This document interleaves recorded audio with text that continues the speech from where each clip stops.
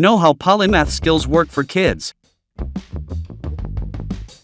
Have you ever met a person who seems to know a lot about many subjects? Or, did you ever notice a kid who is equally able in science and literature? This is exactly what polymath means. As definition goes, polymath can be described as a person who has a lot of knowledge about various subjects. He or she can be brilliant in physics, but also possess a journal of self-written poems. How about if your kids can be one? Examples. If a kid is great in robotics, he can also polish his language skills and be a polymath. Or, if your child is doing great in English, he could ace the technical skills and be the Renaissance kid. It all may sound very burdening for kids, right? Wrong. In the world where learning has a more practical approach, nurturing a polymath is easier than it was ever.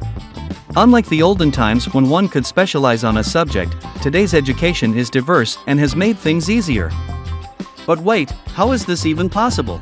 Don't worry, everything is possible when LogiQminds is focusing on delivering and customizing programs that believes in raising polymaths. Learning robotics, gaming, English, arts and many more are possible under the same roof with LogiQminds. Know how these customized programs help your kids? Check LogiQminds now.